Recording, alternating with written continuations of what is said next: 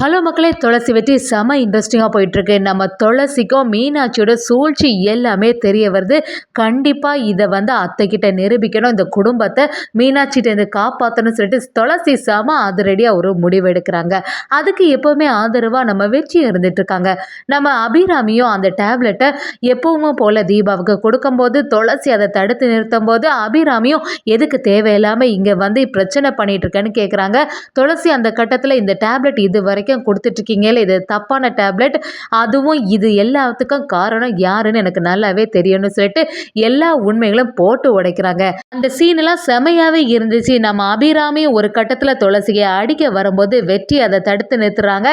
எதுனாலும் தெளிவாக கவனிச்சுக்கோ அம்மா, இதுக்கு பின்னாடி யாருக்கு சூழ்ச்சி இருக்குன்னு எனக்கு நல்லாவே தெரியும்னு சொல்லிட்டு மீனாட்சியை பற்றின எல்லா உண்மைகளும் வெளிவருதுன்னு சொல்லலாம். வீடியோக்குள்ளே போகிற பண்ணி நம்ம சேனலுக்கு சப்ஸ்கிரைப் பண்ணிடுங்க. அப்படியே பக்கத்தில் இருக்க பெல் ஐக்கனை கிளிக் பண்ணிடுங்க. அப்போ தான் நான் போடுற வீடியோலாம் உங்களுக்கு நோட்டிஃபிகேஷனாக வரும். நம்ம துளசியை வெற்றி கிட்ட ரொம்பவே தேங்க்ஸ், உங்களால தான் பாட்டியோட உயிர் காப்பாற்றப்பட்டது. கரெக்டான சமயத்தில் மெசேஜும் சேர்ந்துருக்கோம். அதனால தான் பாட்டிக்கும் ஆப்ரேஷன் நடந்துச்சு.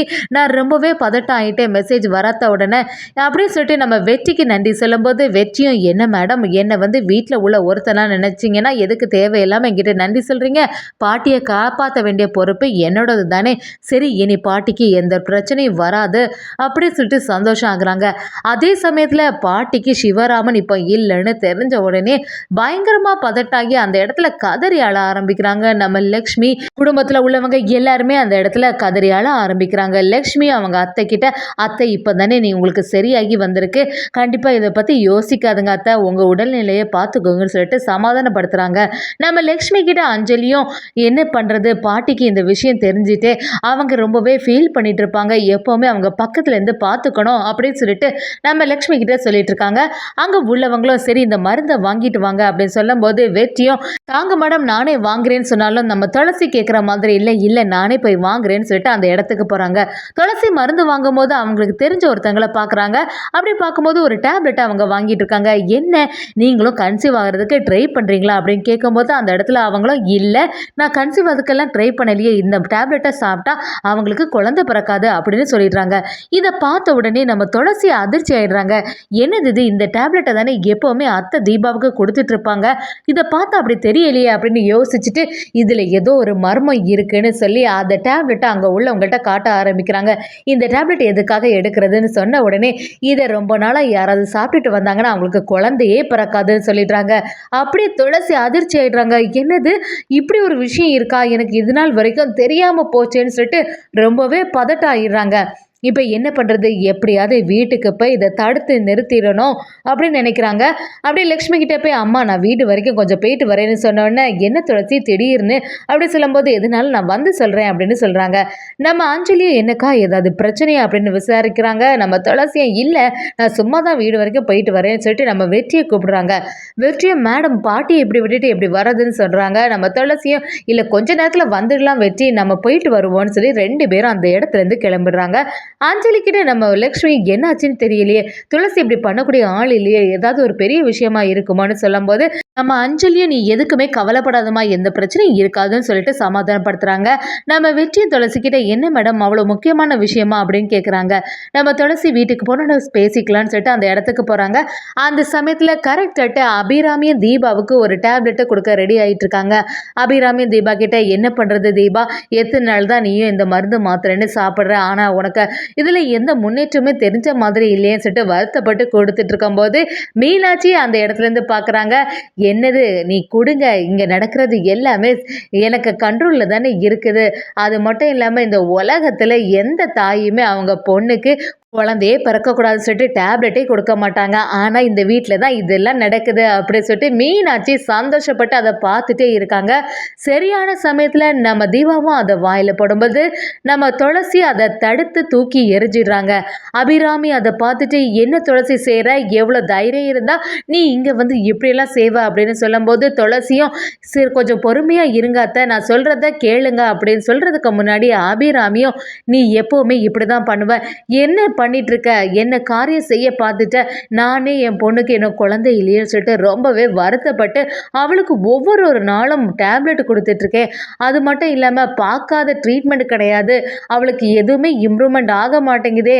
உனக்கெல்லாம் இந்த வருத்தம் எப்படி தெரிய போகுது அப்படின்னு சொல்லிட்டு துளசியை பார்த்து கேள்வி மேலே கேள்வி கேட்குறாங்க. என்னதான் இருந்தாலும் துளசியை நீங்கள் கொஞ்சம் பொறுமையாக இருங்க அத்தை, நான் என்ன சொல்ல வரேன்னு கொஞ்சம் கேளுங்கன்னு சொன்னாலும் அபிராமி அதை கேட்குற மாதிரி இல்லை. உன்னை பற்றி எனக்கு நல்லாவே தெரியும். நீயும் ஒரு பொண்ணு தானே, இன்னொரு பொண்ணு வாழ்க்கையை கெடுக்கிறதுக்கு பார்க்குறியே, ஏன் இந்த மாதிரிலாம் ஒரு வேலையை செய்கிறேன்னு சொல்லிட்டு துளசியை ரொம்பவே திட்ட ஆரம்பிக்கிறாங்க. மீனாட்சிக்கு எதுவுமே புரிய மாட்டேங்குது. எதுக்கு இப்போ துளசி இங்கே வந்து இந்த டேப்லெட்டை வேற தட்டி போட்டுட்டாலே இவளுக்கு ஏதாவது உண்மை தெரிய வந்திருக்குமோ அப்படின்னு நினைக்கிறாங்க. அப்படி டென்ஷனாக இருந்துட்டு இருக்கும்போது நம்ம அபிராமியும் ஒரு கட்டத்தில் துளசிக்கிட்ட வந்து என்ன தான் சொல்ல வர அப்படி சொல்லுன்னு கேட்கும்போது துளசியும் அத்தை நீங்கள் நல்லா கொடுத்துட்ருக்க டேப்லெட் சரியானது கிடையாது அப்படின்னு சொல்கிறாங்க. அபிராமியை நீ என்ன சொல்லிட்டு இருக்க? என் பொண்ணு வாழ்க்கையை நானே கெடுப்பேனா? என்ன விஷயம் அப்படின்னு கேட்கும்போது துளசியும் இந்த டேப்லெட் வந்து கன்சீவ் ஆனதுக்கு உள்ள டேப்லெட் கிடையாது. இந்த டேப்லெட்டை சாப்பிட்டுட்டே வந்தால் ஒரு கட்டத்தில் குழந்தை கூட இல்லாமல் போயிடும் அப்படின்னு சொன்ன உடனே தீபா ரொம்பவே அதிர்ச்சி ஆயிடுறாங்க. என்ன இங்கே நடக்குது? அப்போ அம்மா இத்தனால இந்த டேப்லெட்டையா தந்தாங்க? என்ன சொல்கிறீங்க அப்படின்னு சொல்லிட்டு கேட்கும்போது வீராமையும் கோபப்பட ஆரம்பிக்கிறாங்க. நானே என்னோட பொண்ணு வாழ்க்கையை கெடுப்பனா? நீ கொஞ்சமாவது யோசிக்கிறியா? இப்படியெல்லாம் என் மேலே வீணா பழிய போடாத அப்படின்னு சொல்கிறாங்க. துளசியை நான் ஒன்றும் நீங்கள் பண்ணீங்கன்னு சொல்லிட்டு பழி போடலை. ஆனால் நீங்கள் உங்களுக்கு தெரியாமலே இந்த செயலை செய்கிறீங்க. இதுக்கு பின்னாடி ஏதோ ஒரு சூழ்ச்சி இருக்குது. வீட்டில் உள்ளவங்க ஒருத்தங்கனால தான் இந்த தப்பு நடந்திருக்கு கண்டிப்பாக அப்படின்னு சொல்லிடுறாங்க. மீனாட்சிக்கு அப்படியே பதட்டம் ஆகிடுது. இந்த துளசி எல்லாத்தையும் கண்டுபிடிச்சிருப்பாளோ, நம்ம தான் செய்தோன்னு தெரிஞ்சிருமோ அப்படின்னு சொல்லிட்டு ரொம்பவே டென்ஷனில் இருந்துட்டு இருக்காங்க. ஈஸ்வரமூர்த்தி ஏதோ ஒரு சத்தம் கேட்குதுன்னு சொல்லிட்டு வந்து பார்க்கும்போது அபிராமி அங்கே சத்தம் போட்டுட்டு இருக்காங்க. ஈஸ்வரமூர்த்தி அபிராமி கிட்ட வந்து எதுக்கு தேவையில்லாமல் இங்கே பிரச்சனை பண்ணிட்டு இருக்கேன்னு கேட்குறாங்க. அபிராமியும் இல்லை, இந்த துளசி தான் எப்போவுமே பிரச்சனை பண்ணிட்டு இருக்குது. அவள் ஒரு காரியத்தை சாதிக்கணும்னா என்னன்னாலும் செய்வா. அது உங்களுக்கே தெரியும்ல. வீணா என் மேலே பழிய போடுறா. நான் ஒன்றும் இந்த டேப்லெட்டை வேணும்னு கொடுக்கல. டாக்டர் சொன்னக்கூடிய டேப்லெட்டை தான் நான் கொடுத்துட்ருக்கேன்னு சொல்லிட்டு துளசியை ஒரு கட்டத்தில் கை நீட்டி அடிக்க வராங்க. கரெக்டான சமயத்தில் நம்ம வெற்றி அதை தடுத்து நிறுத்திடுறாங்க. என்னம்மா நீங்கள் பண்ணுறீங்க? மேடம் இந்த குடும்பத்தோட நல்லதுக்கு தான்மா சொல்கிறாங்க. அவங்க சொல்கிறது எல்லாமே உண்மைதான். நான் கூட ஹாஸ்பிட்டலில் இதெல்லாம் கேட்டுட்டு தான் இருந்தேன். வேணும்னா உங்களுக்கு சந்தேகம் இருந்துச்சுன்னா இதே டேப்லெட்டை நீங்களே எடுத்துகிட்டு போய் கேளுங்க. கண்டிப்பாக இதுக்கு பின்னாடி ஒரு சூழ்ச்சி இருக்குமா, நீங்கள் அதை நம்புங்க அப்படின்னு சொன்னபோது அபிராமியும் அதானே பார்த்தேன், நீ எப்போவுமே இவளுக்கு சப்போர்ட்டிவாக நீ வந்துடுவே அப்படின்னு கேட்கும்போது அந்த இடத்துல நம்ம ஈஸ்வரமூர்த்தியோட அம்மாவும் வந்து பேச ஆரம்பிக்கிறாங்க. என்னடா வெற்றி இங்கே நடக்குது? எதுக்கு உன் பொண்டாட்டி தேவையில்லாமல் பிரச்சனை பண்ணிட்டு இருக்கா அப்படின்னு கேட்குறாங்க. அவங்க ஒன்றும் தேவையில்லாமல் பிரச்சனை பண்ணலை. வீட்டில் நடக்கிறது எதுவுமே சரியில்லை. அம்மா இது வரைக்கும் அக்காவுக்கு கொடுத்த டேப்லெட் சரியான டேப்லெட் கிடையாது. வீட்டில் உள்ள சூழ்ச்சியினால தான் இது நடந்திருக்குன்னு சொல்கிறாங்க. அப்படி எல்லா உண்மையை நிரூபிக்கிறதுக்கு நம்ம துளசி தயாராகிட்டாங்கன்னே சொல்லலாம். அதே சமயத்தில் அபிராமி கிட்ட நம்ம துளசி அதை நிரூபிக்கிறாங்க. இனிமே இந்த டேப்லெட்டை அவங்களுக்கு கொடுக்கவே கூடாதுன்னு சொல்லிடுறாங்க. தீபா இதை கொஞ்சம் கூட எதிர்பார்க்கல. அப்போ இத்தனை நாளாக நம்ம தப்பான டேப்லெட்டை சாப்பிட்டுட்டு இருந்திருக்கோமான்னு சொல்லிட்டு ரொம்பவே வருத்தப்பட்டு இருக்காங்க.